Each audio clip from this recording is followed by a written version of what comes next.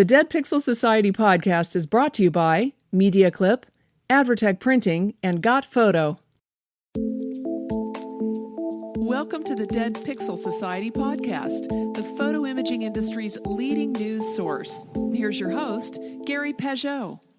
Hello again and welcome to the Dead Pixel Society podcast. I'm your host, Gary Pageau, and today we're joined by Rose and Timmy Coleman of Center Stage Photos in Oklahoma City, Oklahoma. Hi, Rose and Timmy. How are you today? We're good. What's up? Tell me a little bit about Center Stage Photos, how you started in the volume photography business. Was this a dream you had to always be in photography, or did it grow over time? So both of my parents are photographers. So I grew up in when the world of the boutique studio thing came on the planet. So I grew up in that industry and learned how to do portraits, learned how to photograph all sorts of different things. But my parents also had this boutique photography studio, but they also had this side little niche of doing dance schools. Mm-hmm. And it started as a small thing and just kept getting bigger and bigger and bigger. Mm-hmm. And they would dabble in other like volume, parts of the industry, but they really just focused on dance and with their photography studio. Mm-hmm. And so when we got married, had kids a couple of years into it, we decided we took a break actually from doing anything because my husband was not involved in our business whatsoever. And then we decided to build a photography business, and we decided 100% just to only do volume, to lose the overhead, to travel, just to not have that kind of cost and expense on it. And so we just said, okay, we're going to do this. We're going to just only do volume sports because we had a really good handle on what we could do in the dance photography world. And so it's like, okay, we can do that with dance. We can do that with anything else. And so that's kind of how we got started with it. That was great. Thanks. You did so good. Uh-huh. So Timmy, what's your background? Are you from the business, or have you learned the business? I am not from the business. I am like the ugly duckling when it comes to photography. I found myself in a world completely unknown. And I come from more of a marketing side of things. I dropped out of college when I was 18 years old and just started working actually for a church in Oklahoma, and started learning how to do graphic design work and kind of production and more creative things, I guess, stage design and that kind of thing. And then at one point, like Rose said, we weren't in the photography space at all. At least Rose wasn't. And we found ourselves with 3 kids and needing more money. And so we're like, hey, let's actually attack this thing and give it all we got. And if it happens, it's awesome. If not, then we'll figure something else out. And so at that point in 2016, we were actually working part-time, both of us, for a horse photographer that does volume in the equine business, which is pretty fascinating. But then we were making a decent amount of money on the side, and we were like, hey, we're just going to go for it. You and I, and let's bet on us and not anybody else to give us a raise or, give us all the money in the world. So that's when we started the business, and we just kind of organically grew from, I would say, around 4 or 5 accounts at that time that were all local, that we kind of just acquired with the boutique business that kind of went out of business. We had a volleyball account, a cheer account, and then from there we grew it to currently now we have probably around 100 accounts. So, and is it primarily you two? Do you have any other employees? Do you have helpers, like seasonal helpers, or what do you have? We have a very unique circumstance. So I'm the main photographer Tim, I'm trying to get him to one day change his mind and learn photography, but he won't. So he does all of our booking, planning, scheduling, graphics, that kind of stuff, kind of our social media. We have a couple other random people that we can pull in to shoot if we need to, extremely part-time. And then both of my parents will help out like on the back end stuff, like printing, shipping, that kind of stuff, which really helps. But now we travel, we're based in Oklahoma City, but we travel from East Coast to West Coast. Based on your background and saying, hey, you're going to go into this, you had the opportunity to kind of build something the way you want it from scratch, right? Because you had the idea of, okay, I've got the skills to take pictures, and I've got a grunt who's going to carry equipment and do some graphics. So that's great. So what was your process for determining what platform, what your business was going to look like? Like, did you start going to conventions or conferences? What was your process like? So I would say the biggest thing that we did that really separates us from a lot of people is we tend to kind of think differently than most people. So obviously I have a huge portrait background, so I know how to make things look really, really pretty. And kind of when we were starting it and we were looking at a lot of different lanes, we're like, okay, in the volume world, there's not a lot of people that make things look pretty. Yeah. There's a lot of just run and guns, kind of crappy work. Stand in the sun. Look in the sun and then take the photo. Or just like everything was composited. Everything on the planet was composited. And we're like, okay, crappy picture on a really, really flashy background. That's not us either. It's like, okay, so it's like we knew that we could run into this area and make a huge impact. And so we're like, okay, and that's kind of how we approach a lot of things. It's like whatever we're going to do or what we're going to go down, it's like, okay, what is everyone doing? Okay, what is the opposite of that? We're going to do that because that's the only way you're going to make a splash. That's the only way you're going to make something different. We're not going to go into this genre and be like, okay, we're going to just copy what everyone else is doing on the same stinking backgrounds and just make it look pretty. Like, no, whatever everyone else is doing, which at that time we were like, oh, everyone on the planet is just compositing sports photos. Like, yay. Okay. But that's just it. Okay. No, let's take that away. What we know is beautiful. We know how to light and do it just really, really well and show people right out of the camera, have it like instantaneous responses to images, sell right on site, just like how can we get it done right then and there and really, really impress people and go down that road. Sure. It was really interesting. So when we started in the volume business, everything was paper order form, right? So if you walked up to photo day, there was a table and somebody working, or you got an envelope in the mail, you picked your package before, the kid was even ready for the photo. Right. Then they handed it to whoever, they took a shot, and then you got your photos, 8x10s or whatever, a month later. That was kind of the MO. Yeah. One picture. Yeah. And so coming from a portrait side, a boutique business, we were doing seniors, which we would obviously spend a lot of time with, have beautiful lighting. But the cool thing about it was we would do in-person sales. So we would have the clients come into the studio, run the slideshow, they would see the images. And in those moments, like mama's eyes lit up and she opened her wallet, you know what I mean? And that emotional buy was something that we knew that we had to incorporate or really wanted to incorporate in our volume business, which really, I don't know of anybody else that was doing that. And so in-person sales during the volume shoot was something that we had to figure out. And so we're talking, photographing 200 athletes in a night, and every one of those parents getting to see those images of their kid right there on the spot and kind of pull more at their heartstrings to get a bigger buy average or sell average. That was something in the beginning we knew that we really wanted to kind of focus in on. And we knew we wanted to do multi-poses. Most people were not doing multi-poses. And so we wanted to get the biggest, sale as possible. And that was going to be showing more images. So like our sale went from, I think, a normal volume average sale of like $30 or $40 an athlete. Our sale was $100 an athlete.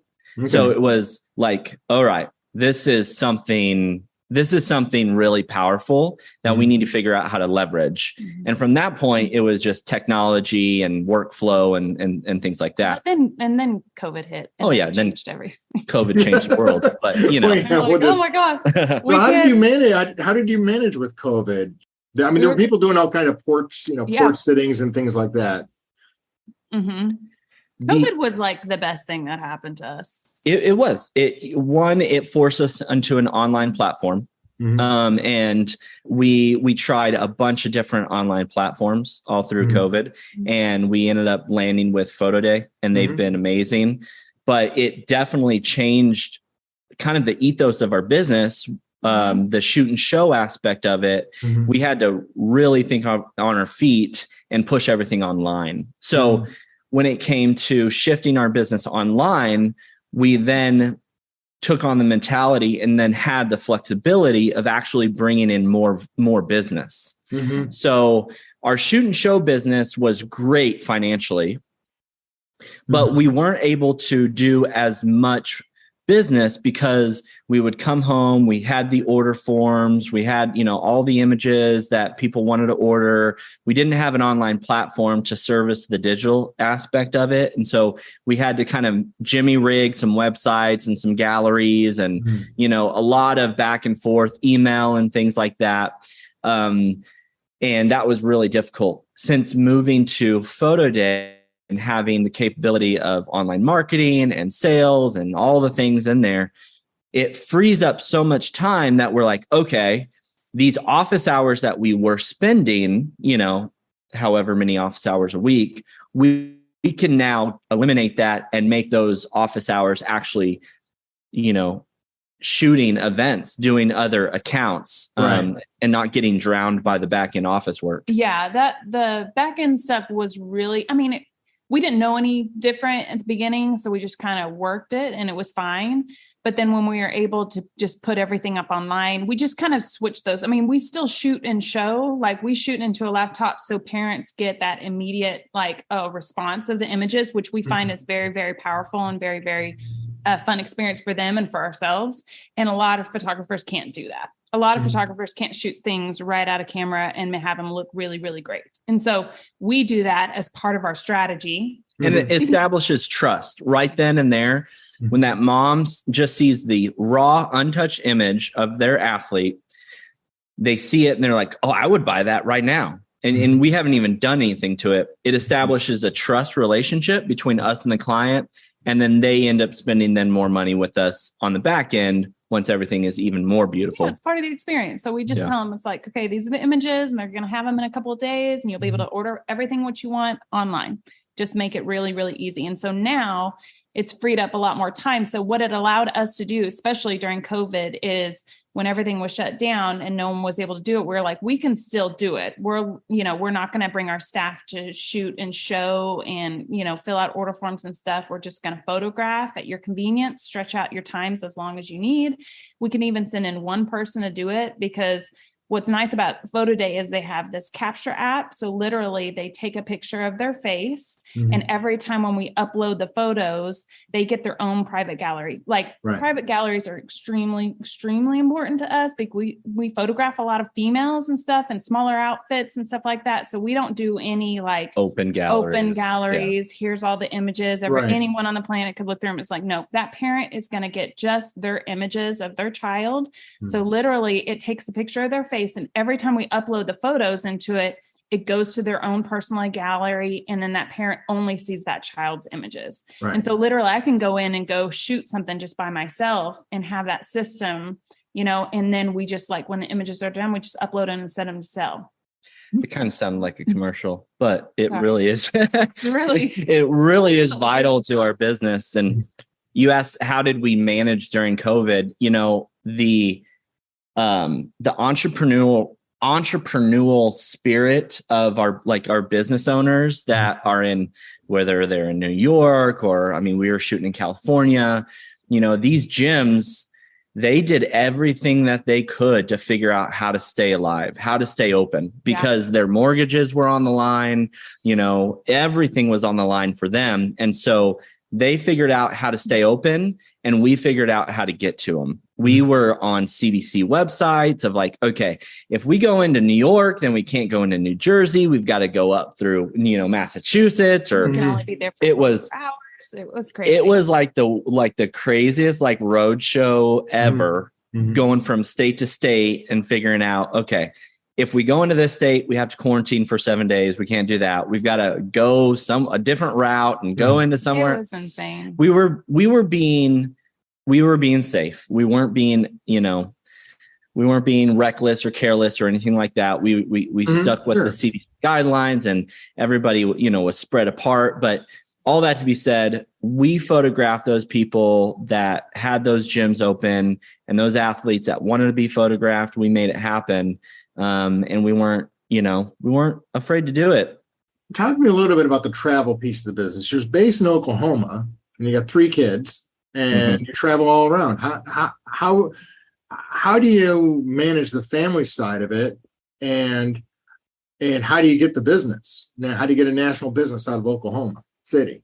That's a great question. That is a good question. That is a big part of who we are and what we believe as a family is being together as much as possible. So being online, traveling, not having the overhead that we do has allowed us to free up financially. A lot of the things that we can do is like bringing our children with us. We have figured out all the strategies to do this as smart as possible. Like, we fly everywhere. I mean, we wish we had more things right in the center of the country. We don't. We do a lot of East and West Coast. We're flying constantly. He's got a companion pass. I've got a companion pass. So it's like, if I can go, he can pretty much go for free, on top of it. Cause we're already going to pay for a hotel. We're already going to pay for my flight. His flight's for free, things like that. Bringing our children with us as much as possible is really, really important to us. So we do. And our kids are only getting older. Our youngest turns 8 next month. So we've got a 12-year-old, a 10-year-old, and an 8-year-old. But like figuring out before, it was hard because we were like, what are we going to do? What are we going to do? Like, I don't know what we're going to do. Yeah. We have a great support system with grandma and grandpas. We couldn't do it obviously without them. The beginning of our business, when we were booking out of state contracts or out of state accounts, it was really fun and exciting, when we were booking like 10 in a season. And our season primarily runs from middle of October all the way through May. So that's our busy season. The rest of the year, we're here at the house. So, all summer we're here at the house and several months into the back end. But we have had to be very strategic in the way our business grows and the time that we decide to spend away from our family. And in a bit of that strategy comes financial. Is it worth it financially for us to go? Is it not worth it? And so those are tough decisions to make as a growing business. It's like, okay, if somebody reaches out and they're like, hey, we want you to come photograph us in Tucson. And I'm like, well, we were literally having that conversation yesterday. There was an account in Tucson, right? That we were like, they want us to come out. It's 80-person gym. It's like, it's okay. That's a good account. We'll do it. No problem. Like, but it was just like kind of on the time frame of like when we're already going to be out there. And it's like, well, we're shooting this account from 9 to 1 o'clock. We could get to Tucson in 2 hours and shoot them in the evening, but I got to catch a flight to be in Florida the next night. And I was like, yeah, we just need to just say no, like be okay with just saying no to some of these, because man, we were in the habit of just saying yes to pretty much but everything. We had to, like growing our business, you kind of, when it's just us that's paying the mortgage, nothing else, we don't have we don't sell houses on the side. We don't, we're not in any kind of marketing tier thing. We're not making any money on the side. No. We're making money from selling photos to parents. And when accounts come to us and like, hey, we want you to photograph us, it's very difficult for me to say, I can't, I'm a people pleaser and I want to maximize our calendar schedule. Right. But in growing, we said yes to everything in the beginning. Yes. Sure. You have to. Yes. Yeah. In the middle of our business, we're like, okay, how do we start to refine this into something that's actually manageable, Right. and that we can, continue to build? Mhm. And now, I mean, I'm not saying we're at our back end of the business at all, but we're still refining to the point to where for us, it has to be at least X amount of money for us to even go out, because we cover all of our own travel costs. We want to make it easy for the gym to say yes to us. So we cover all that cost. And so that is one of the things that we've tried to really refine and hone in is every year we do that. How do we travel better? How do we do it more efficiently? And so now we're just like clustering things as much as possible. Yeah. If we're going to be in an area, we're going to try to cluster book those accounts around that. And that's typically what we have. We go into an area, we'll produce something really well. And then those other gyms in that area start talking or around in that state. Like, if they see our images, and they'll reach out to us, and it's like, okay, well, we're going to be back there this time in a couple of months. Can you book around this? And it's kind of like, okay, if they can, great. And sometimes it's like, you can't. And it's like, we had another conversation we had this morning. It was like this one account that's like a $10,000 account. And it's like, they don't want the weekends we're going to be there. They don't want to do a midweek shoot. And so it's like, do I want to go out to California for one day? See how insane this is now? She just said a $10,000 account in Los Angeles wants us to come out, and we're on the fence on whether or not we want to go out there just for that one account. Hey, I'm not a bad person. Okay. No, I'm just saying it's great to have the luxury of making that decision. I think that's what Timmy was saying. And we try to do it smart. I mean, if we can fly in that morning, shoot that afternoon, and fly home that night, we will. Even if that's California. If we know at California, our last flight's out at 5:50, and if we can get it in and get to the airport by that, great. We'll do it. And so I'm just curious. I mean, I don't want to get into the mechanics of what you're doing, but I'm thinking you still got to pack some equipment. You got laptops, lights, and all this stuff to tote around for a day's shoot. That's pretty impressive.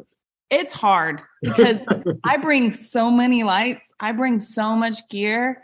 Like we are not like set up a background and just blast it. Like I mean, bare minimum, I'll have 5 lights. So, and we use all pro photo stuff, and that is tricky to be a one-man show, to have find yourself a good chiropractor. Yeah, exactly. Because it's like I'll have like a roller bag of camera and some lights, a backpack with the rest of my lights, and then we'll pack out one. My favorite bag on the planet is a Lightwear RC like rolling bag, and it's perfect. It's lightweight, and it's under 50 pounds, and so I don't want to pay extra for luggage. Even though we've got a media pass, we've never used it, but it's like, okay, I cap it out. It's like always like 48.5 pounds, and it's got all my stands in there. We'll have a background kit stand in there. I mean, we'll have 4 soft boxes, all the things. And it is tricky. It is tricky. It took years of Rose refining her equipment to be able to travel with such quality gear that allows us to fly in and out very fast, very efficient, but yet still give the gyms and the athletes beautiful photography. I mean, when you're on a schedule like that, you can't check bags, can you? We do. I'll check my stand bag, that Lightwear rolling bag. I have to. Okay. But I just don't check my camera equipment or my lights. Of course not. Yeah. Because and it's happened like one time where it's like you got into a place and it's like you don't have something. It's like, well, I can go buy stands. No problem. I can get paper if I need to. But we've only been in one kind of tight situation where something like that happened. But everything else, it's like, okay, well, but yeah, we'll try to get in, shoot something, get out that night. The airlines now are sketchy. So it's it's been complicated making sure that like you're going to get there on time. Like we'll risk it. We're like, we don't risk it super, super tight, but I mean, we know to California, we can get there by like 9:30 in the morning. So it's like, we've got an afternoon shoot. We'll be fine. But I mean, we've been flying to the East Coast is a little different because like you might start in the morning, but you might not get there till 5 o'clock at night. So. Oh my God. Yeah. We flew into like LaGuardia one night at like 1 o'clock in the morning and had to set up the next morning at like 7. it was like, oh my gosh. Yeah. So that in those situations, if we go into the East, because most of the time we're going to fly in late the night before, do something early, and then get home on the last flight out. So yeah, it's tricky. It's part of the reason that we have the equipment that we have. Like part of the reason it's pro photo stuff is because they were smaller, very powerful lights, but small enough to compact that I can fit pretty much everything in a little rolly bag with my camera stuff. And then, we tether, and I bring my laptop and all the things, but yeah, it's a process. So what does it take when you say you bring the kids? Is that like a 3-day trip? What is the circumstances in which you say this is a family excursion and with a photo shoot in there? Anytime there's Disney close to a city, I'm like, let's bring the kids. Let's go. I want to go to Disney all the time. Well, I mean, it depends obviously on their school schedule, Sure. Which luckily, obviously everybody gets that in advance. So, you're talking about fall breaks or winter breaks or, spring break, all that stuff. We just look around. Since our business primarily is between October to end of May, which is the school year, we'll find 3 or 4 of those moments where, we'll be shooting like this spring break. Our oldest son, his birthday is March 16th. It's always during spring break. And so we've got to shoot in Arkansas. And so we're like, well, let's go take him to Arkansas. We're going to take the whole family. We're going to go to like Silver Dollar City in Branson, Missouri, do stuff like that. Or, the back end of winter break. It's always in January. We always have accounts that, are in Orlando. And so we'll book a couple days at Disney over that weekend and check the kids out on Friday, checking back in, Monday or Tuesday. Just try to capitalize on the flexibility that we have being our own business owners and the financial freedom that we have, due to the success of our business and make memories with our children, our family is, I mean, it's one of the top priorities that we have as business owners, as well as parents. Yeah. We've talked about this a lot, that our kids have no understanding of what like a normal parents do, like go to a 9-to-5 job and get home at dinner time and stuff, because like they don't get it, because we're here all the time with them. Like we drop them off at school together. We pick them up usually together. Like Tim is a kind of a needy husband a little bit. He likes to be together all the time. So it's like, what are we going to do? We're going to be together. I mean that in a really, really nice way. It's my love language. It's your love language. You're all together all the time. So we are like, yours is gifts. So we spend a lot of time together, and our kids have they don't have any concept that like, that's not normal. It's like, and so like literally the other day they heard us talking about an account in Arizona, and Tim's and Trip, the first thing he's like, can I go on that one? Do I get to go on that one? It's not very far. Arizona's not very far. I'm like, dude, you do not want to go to Phoenix. Like, trust me, there's nothing. Hot. There's nothing for you to do. Nothing for you to do in Phoenix. To that one. So I don't know. You head on up to Flagstaff and head up the road there. It's beautiful up there. Sedona, all that stuff. I don't know. Maybe not for a 10 to 12-year-old. Yeah. And I was like, why do you want to come? He's like, I don't know, just be out of school and I can watch movies on my iPad. Yeah. Like that. He thinks that all of our travel trips are like LA, Orlando, or like New York. I'm like, no, they're not. But they're starting to get They're in Des Moines, Iowa. Like, you want to go to Des Moines? Yeah. But I mean, like this year, I would say in particular, we've had lots of conversations, Tim and I. It's like, okay, this is the year that we're going to spend more time doing individual trips with the kids. Like they're going to come experience that. Like most of our shoots are like 4 hours. They're not very long. It's like, we're going to fly in, set up. You're going to help us shoot. You're going to help us tear down. And then we're going to go do something fun. Cause that's what we do. That's all we do is just like, okay, we're going to go work hard and we're going to play hard. And then we always Tim's really good at like finding great places to eat and finding places for us to see. And like, if there's a amusement park anywhere close in the area, I want to go to it. It's just what I like to do. Our business is so cool because there's volume like accounts and businesses literally everywhere. Like I literally just booked a volume account in Hawaii, in Honolulu for April, because I just want to go out to Hawaii. So it's like, having the flexibility and the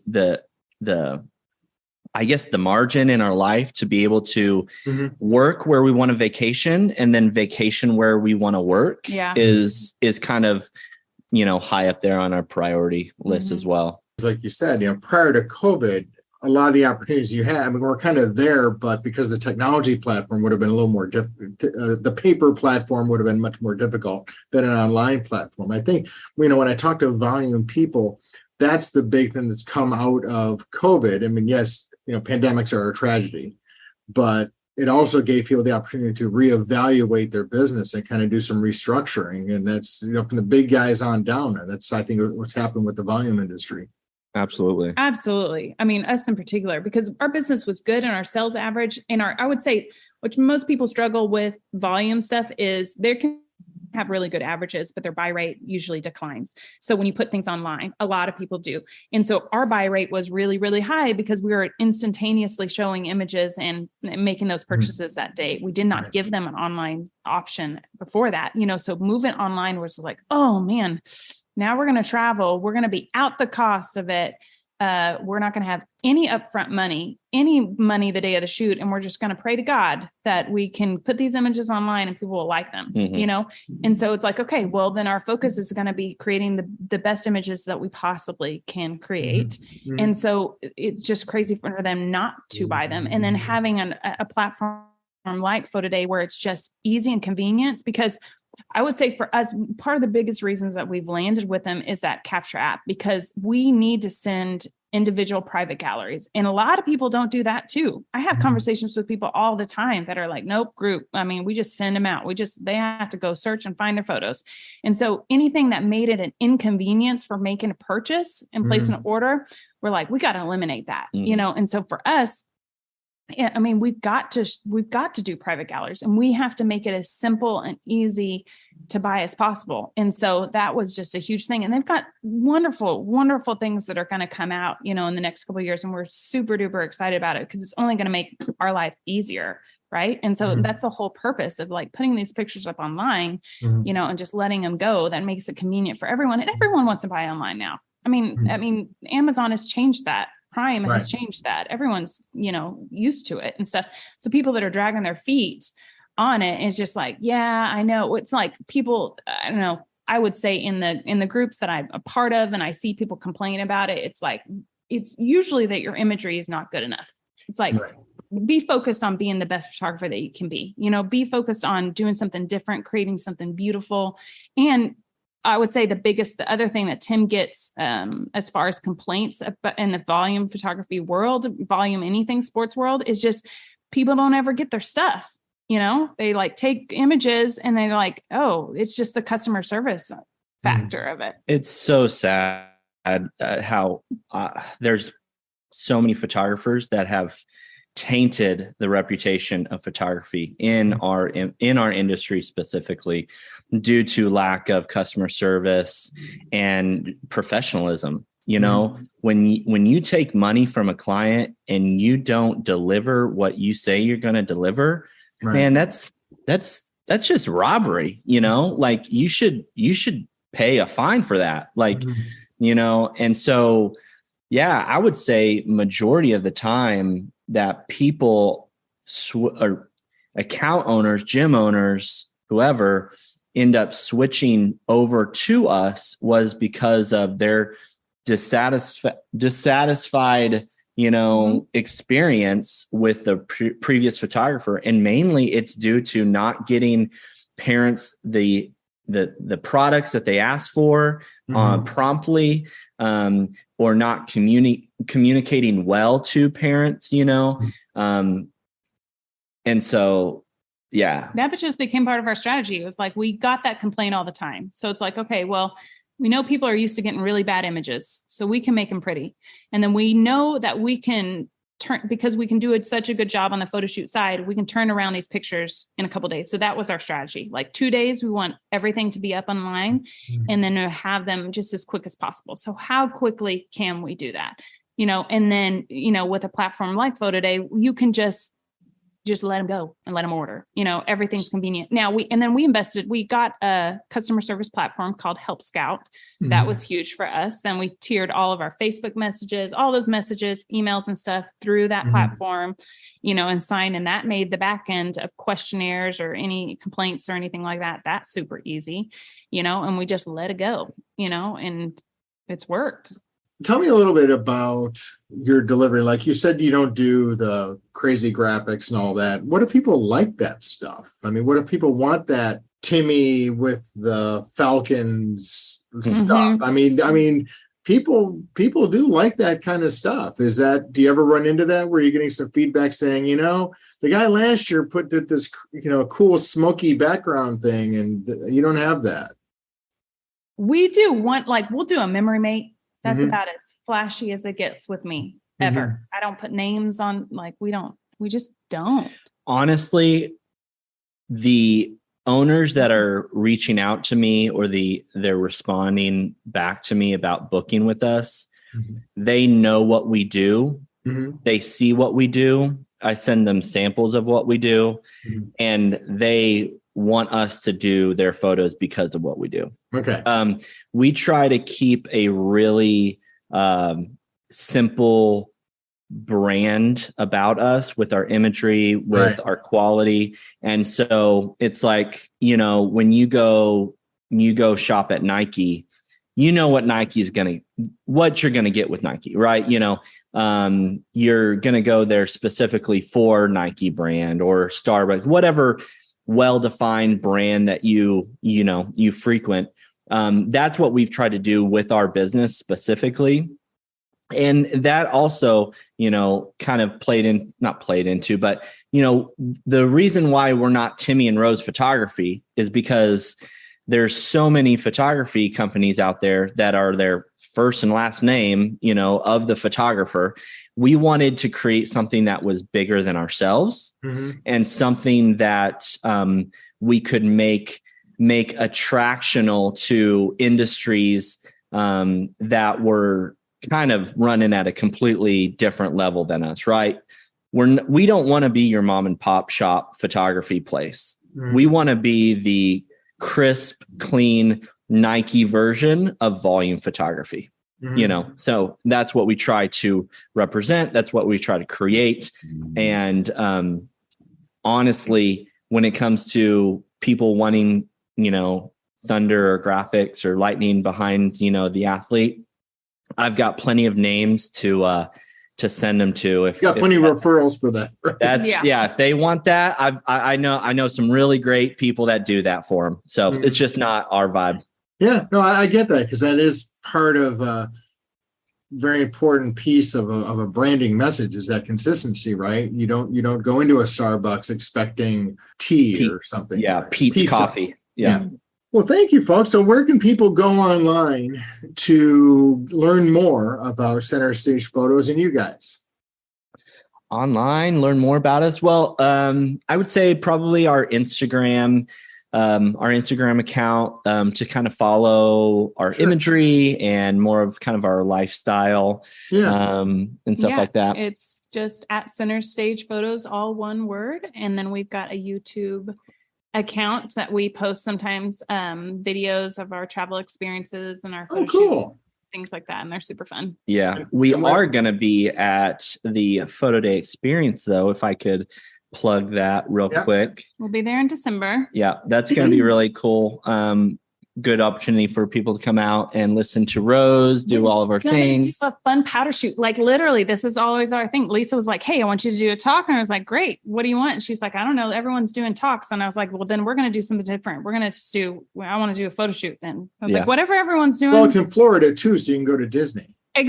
Exactly. In Treasure Island, Florida. Treasure Island. How fun does that sound? I think we Googled it, how far away it was from Orlando. It's like 2.5 hours. So. Yeah. No, that'll be a really cool, cool thing to sign up for if people want to come out and a dance powder shoot there and learn more, chit chat about our business and their business and all that stuff. That's about it. Awesome. Well, great, folks. Great to meet you, and best wishes on your travels and on your business, and look forward to catching up with you soon. Thanks. Thanks for having us. Thank you for listening to the Dead Pixel Society podcast.